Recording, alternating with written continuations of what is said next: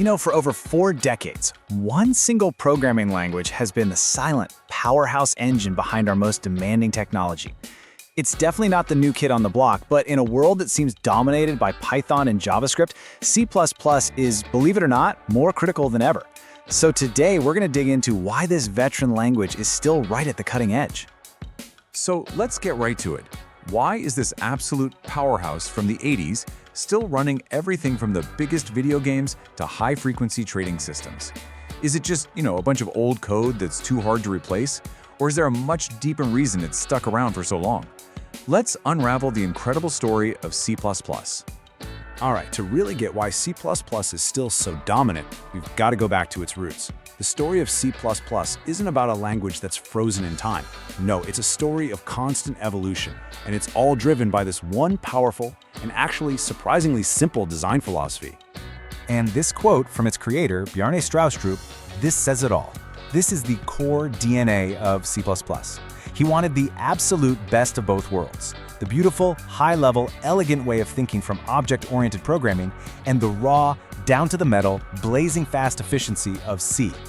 That single idea is what C++ is all about. And if you look at this timeline, you can see C++ has never, ever stood still.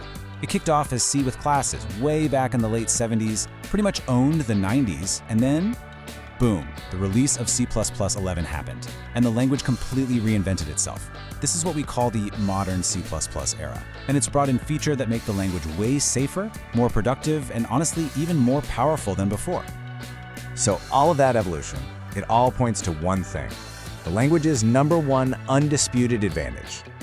If you're wondering why C++ still gets chosen for the most demanding jobs on the planet, the answer really comes down to just one word: performance. And here's the magic trick behind it all: the zero overhead principle. What that really means is that all those nice, high-level features in C++, like classes or templates, they compile down into incredibly efficient machine code. There's no hidden performance penalty, no garbage collector that's going to randomly pause your program. Simply put, if you don't use a feature, you don't pay a single cycle of performance for it. And look, the numbers do not lie. They are absolutely stark. In some recent studies looking at really heavy CPU workloads, C++ was, on average, more than 3 times faster than Go, which is another really popular compiled language. When every single microsecond can mean the difference between making millions and losing millions, that kind of advantage is it's non-negotiable. So who really needs this kind of face-melting speed? Well, you're looking at the most demanding industries on the planet.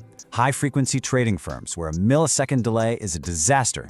The game engines behind blockbuster hits like Unreal Engine. And more, the AI inference engines that run our machine learning models, where Python prototypes get rewritten in C++ for maximum velocity. But okay, hold on. Performance isn't the whole story, right? For decades, the biggest knock against C++, the biggest criticism, has been safety, specifically memory safety.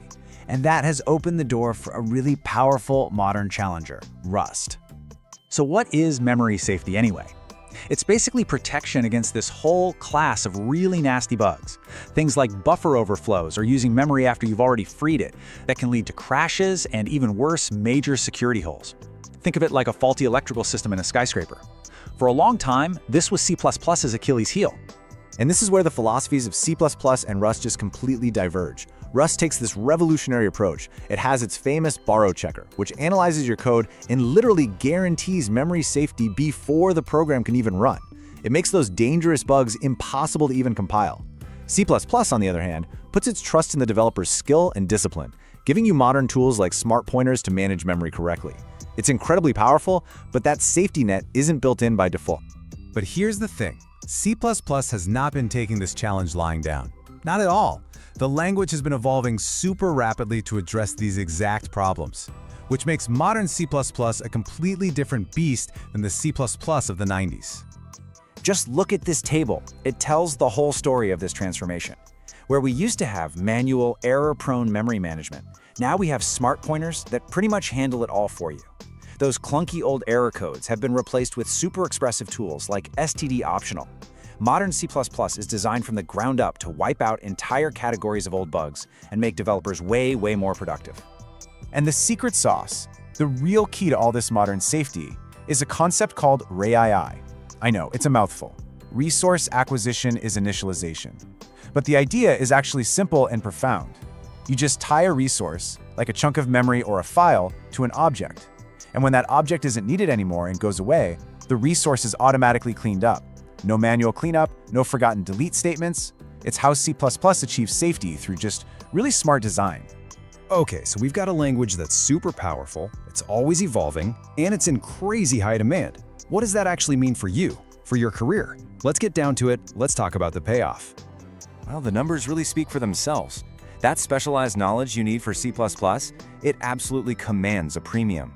The median mid-career salary in the US is a very, very strong $156,000.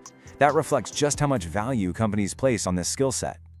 And then you get into those ultra-performance critical fields, and the numbers just get insane.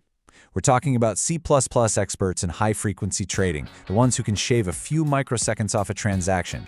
They can command salaries well over $500,000 a year. And don't think it's just one or two niche areas. The opportunities are incredibly diverse. Yeah, game development and finance are huge, but there's also massive demand in embedded systems.